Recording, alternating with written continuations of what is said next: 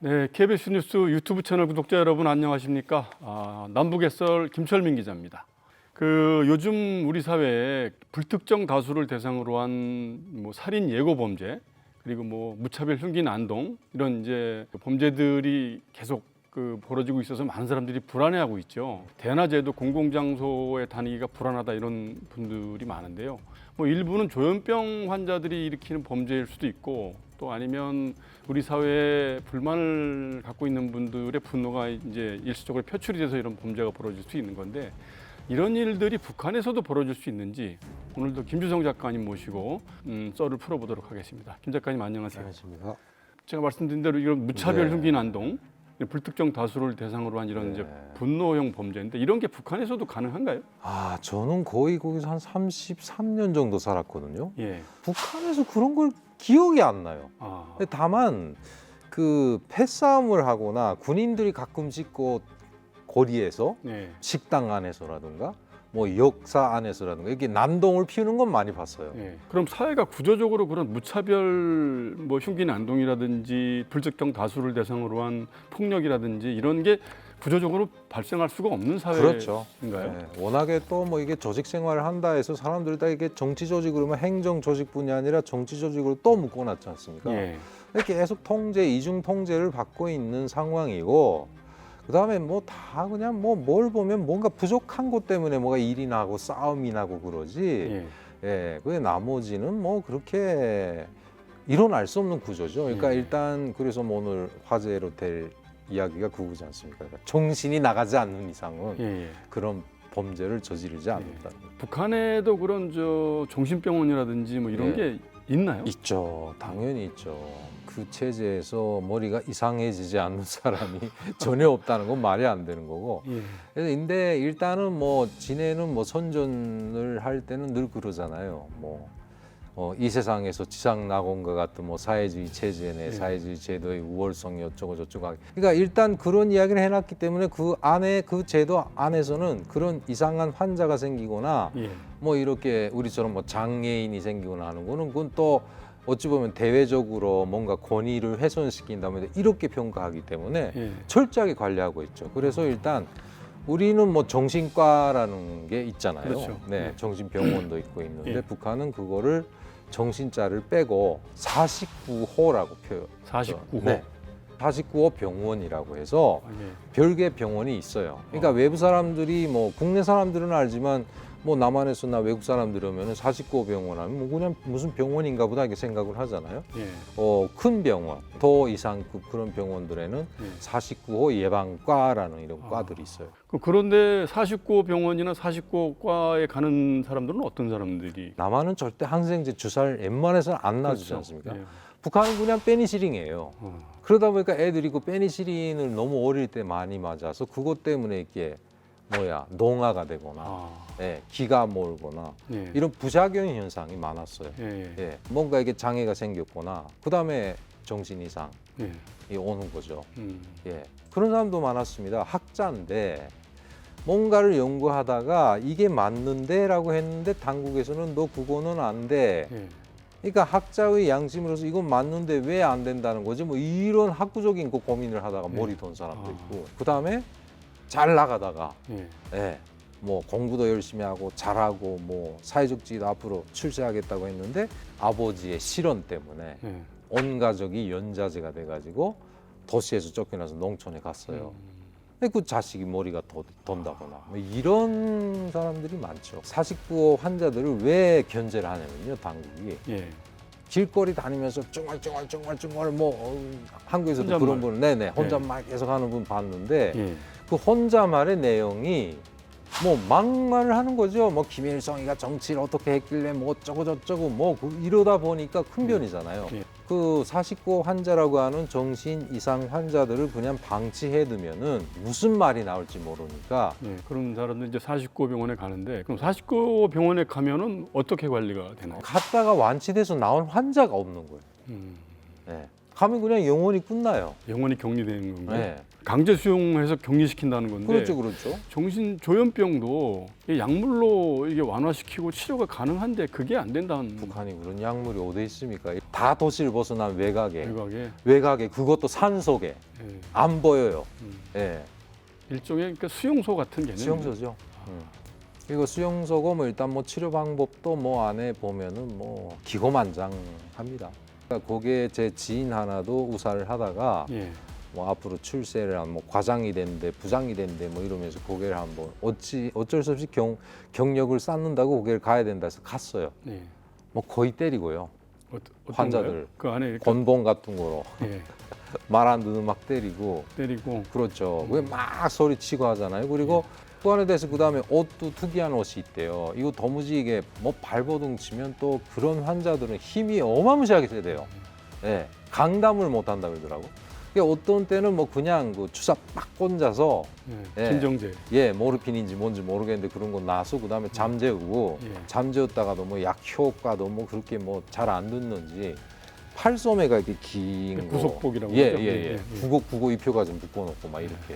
그리고 좀 어류기 송한데 뭐 말이 많다거나 뭐 예. 계속 웃고 있다거나 뭐 이런 사람들도 있잖아요. 예. 그런 사람들은 또 거기서 또 먹고 살아야 되니까 예. 대체 산속이잖아요. 산속에다가 부대끼를 읽어가지고 땅을 읽어서 거기서 농사를 짓게 해요. 아, 그 강제 수용해서 영원히 격리되는 그런 선택 말고 가족들이 내가 치료를 한번 시켜보겠다 이러고 안 보낼 수는 없습니까? 사식고 예방과의 의사의 판단 여하에 달려 있어요. 그 제가 살던 아파트 위층에는 그 도당학교라고 해서 그 당 양성기관 학교인데 거기에 부학장을 하시던 분이 계시는데 예. 그 부학장의 아들이 군에 갔어요. 군에 갔다가 모기한테 물려가지고 일본 내용 걸려서 돌아왔단 말이죠. 예. 그냥 그 제대로죠 뭐. 예. 그러니까 어머니 일본 내용 왔으니까 말을 못 합니다. 근데 의식은 있어가지고 웃기도 하고 엄마 졸졸 따라다니고 뭐 이러는데 말을 못 하잖아요. 예. 이건 냅둬요. 위험한 발언이 안 나오지 않습니까? 예. 그냥 그래서 가족들이 그렇죠. 엄마가 케어하는 케어를 겁니다. 하는군요. 예. 예, 중증 환자들은 그렇게 이제 격리시설 중심으로 강제 수용이 되고 가벼운 경증 환자들은 그냥 가족들이 네, 알아서 가족들이. 관리를 하는 그런 그렇죠. 수준이네요. 뭐 우리처럼 따로 장애인 시설이 있거나 뭐 이런 것도 없죠. 아, 그렇군요. 네. 좀 전에 장애인에 대해서 말씀을 하셨는데 장애인들의 사회적 처우는 어떻습니까? 일단은 그 제 기억에도 80년대, 70년대 말 80년대 초일 거예요. 그때 되게 소문이 났는데 평양시에 살고 있는 장애인들은 몽땅 다 추방을 했다. 추방? 예. 조선의 심장 평양이라고 하잖아요. 예. 그래서 북한은 평양을 마치도 그게 종교적인 표현이지만 예루살렘처럼 생각을 하고 있다. 사회주의 낙원이죠. 예. 예. 그러니까 그런 데에서 그런 사람이 있으면 안 된다는 그런 극단적인 조치를 취해 가지고 예. 제가 듣기로는 평안도 개천군이라는 곳에 예. 그 예전에 그 정치범 수용소였던 그런 뭐 철저한 그런 수용 기관이 있나 봐요. 그럼 평양 같은 데서는 이렇게 다니면서 길거리에서 이렇게 장애인들이 못 이렇게 봐요. 다니는 걸 거의 볼 수가 없습니까? 예. 예를 들면은 그 뭐 어떤 높은 간부의 딸이 그렇다. 예. 그러면 그건 뭐 집안에다가 그냥 뭐 가두다 집에서 그 집에서 나오려고도 안 하고 뭐 그런 사람들도 있고. 근데 그 휠체어 타고 다니는 사람들도 있긴 해요. 보면은 네 젊었는데 타고 다니고 하는 사람들도 있긴 한데 뭐 어떤 이유로 해서 그런 사람들은 아마 다쳤겠죠. 예. 그러니까 지금도 뭐 이렇게 지방으로 추방하고 이러지는 않겠죠. 그건 없어지고요. 예, 예. 우리 사회도 장애인에 대한 배려가 좀 아직도 부족한 그렇죠, 편이기는 그렇죠. 하지만 그래도 뭐 장애인 수당도 뭐 지금 따로 그래서 나오고. 요즘 여러 가지 혜택이 있는데 그런 거는 북한에서는 기대할 수 없어요. 없습니까? 전혀 없습니다. 그냥 다만 그건 있죠. 정기적으로 진행이 되는 뭐 농촌동원, 예. 건설동원, 예. 여기는 빼줘요. 근데. 아. 예. 근데 나머지 뭐 사회적으로 뭐 예를 들면 뭐 버스를 타고 나면 뭐 우린 장애인석이 따로 있고 저상 뭐 버스 그러잖아요. 같은 거 있고 예, 장애인 예. 지정석이 있고 그렇죠. 예. 없어요. 그런 거 아예 없습니다. 예, 없고 오히려 영예군인이라고 해서 상위 군인 군에 가서 다치고 온 사람들은 하고 그다음에 교원, 교사 자리는 있어요. 근데 장애인은 없는 거죠. 그런데 그 장애인 올림픽이나 장애인 체육 경기 이런 데 보면 북한 선수들도 나오는 거를 그쵸, 볼 그쵸. 수가 있는데 예. 그건 어떻게 된 거죠? 국제 무대에서 아무래도 뭐 인권 가지고 계속 떠들고 두드리 맞고 하니까 그런 걸 통해서 국제사회에다가 우리도 제대로 하고 있습니다. 라는 걸 보여주기 식이 아닐까. 뭐 저도 들은 이야기인데 현재 그 장애인 체육협회 그 책임을 지고 있는 사람이 리분이라고 예, 탁구 선수. 예, 예, 예. 이번에 현정화 선수랑 같이 했던 예. 그 리브니 선수의 아들인가 딸인가가 그 선천적인 그런 장애가 있대요. 근데 그래서 수영을 한다는 이야기는 들었거든요. 수영 선수란 말이죠. 네네네. 그러니까 뭐 그런 거는 일단 뭐 올림픽에 나가고 뭐하고 하는 거는 뭐 국제적인 행사이기 때문에 예. 예, 그건 보조를 맞추는 것이 아닐까라는 생각이 들어요. 일부 보여주기식으로 운영을 그렇죠. 하는. 그 우리 사회는 그래도 장애인들을 위해서 따로 이렇게 뭐 특수학교도 만들기도 하고, 아니면 일반 학교에서 같이 교육을 받아도 이렇게 이제 특수학급을 운영하기도 하고 이러는데 그 교육의 기회는 어떤가요? 있었어요. 그 예를 들면 그 말을 못하거나 예, 앞을 못 보는 분들은 따로 그 장애인 학교처럼 해서 예, 따로 그거를 배워주는 그런 학교가 여러 군데 있는 걸로 알고 있어요, 저도. 그리고 대체 보면은 그것 때문에 자기 자식이 그렇다 해서 엄마가 배워가지고 와서 또 배워주는 경우도 있고. 그리고 일단 그들은 그들만의 커뮤니케이션을 갖더라고요.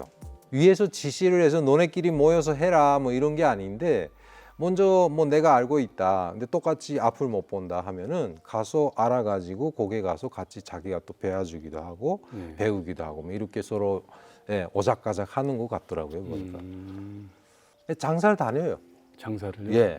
그래서 그렇게 모인 끼리끼리 지네끼리 모여서 이게 장사하는 거는 많이 봤죠. 네. 이게 장애인들이 대부분 이제 선천적인 거 장애보다는 후천적으로 이제 뭐 이제 그 노동을 한다든지 무슨 사회 활동을 하다가 후천적으로 오는 장애가 많은데 네. 그런 장애인들이 재활을 할 수 있도록 도와주는 프로그램 같은 거는 전혀 없습니다. 그런 거. 전혀 없습니까? 저는 기억도 안 나고 본 적도 없고요. 예. 일단 그러니까 그런 게 있죠. 그러니까 노동 시간 안에 다쳤냐 아니면 예. 퇴근을 해서 다쳤냐. 뭐 약간 우리 보험 비슷한 보험 기준 비슷한 그런 공상이냐 뭐 이제 네네네네네. 근데 만약에 그런 데서 다쳤다. 그러면 사회주의 애국 무슨 뭐야 애국증인가 뭔가 그런 증을 줘요. 그러면 사회적으로 우대를 좀 해주고 예. 뭐 치료하는 것도 보면 그 요양권이라고 해서 치료 후에도 또 요양을 할 수 있겠고 뭐 요양권도 보내주고 뭐 이러고요.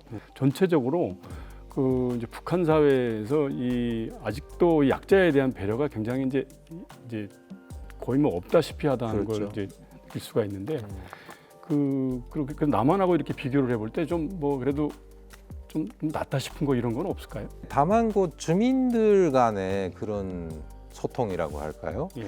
예를 들면 그런 건 있어요. 그 애기 엄마가 그러니까 버스를 탄다고 할 때 자리가 지정이 안 돼 있고 그냥 먼저 잡으면 자기 자리거든요. 예. 근데 군인들이 와서 막 후에 와서 애기 엄마고 뭐 이건 상관 안 해요. 그 놈들은 예. 예, 뭐 교육이 어떻게 돼 있는지 한때 그 성군 정치를 할 때 일인데 예. 뭐 어르신이건 애건 뭐 애기 엄마고 임산부고 상관없어요. 막 이렇게 세워가지고 자기가 안고 뭐 이랬었거든요. 이럴 때 버스 안에 있는 주민들이 예. 일치 단결해가지고 군인들한테 막 아줌마들이 예. 막 쏴붙이니까 아무리 그 횡포한 군인들이라고 해도 그 안에 있는 저 사람들을 다 때리진 못하잖아요. 그렇죠. 난리가 나니까. 예. 그렇게 해서 자체적으로 뭐 신체 장애가 있거나 하는 사람들을 이렇게 배려해주는 주민들 간의 마음은 좀 되게 저거에 한 것 같아요. 뭐 물론 남한도 그렇지만. 예. 그 오늘은 이렇게 그 이제 현재 우리 사회에 만연하고 있는 그 묻지마 범죄 또는 뭐 불특정 다수를 대상으로 한 그 여러 가지 그 살인 예고라든지 이런 범죄가 이제 만연하는 이런 현상과 관련해서 북한의 현실은 어떤지 알아봤는데요. 북한도 여전히 그 약자들에 대한 배려는 좀 부족한 것 같다 이런 생각이 들었습니다. 조금씩 서로 양보를 하면서 이런 이제 분노를 다스리는 그런 그 배려가 필요하지 않나 이런 생각이 듭니다. 오늘 김 작가님 좋은 네. 말씀해 주셔서 고맙습니다. 감사합니다.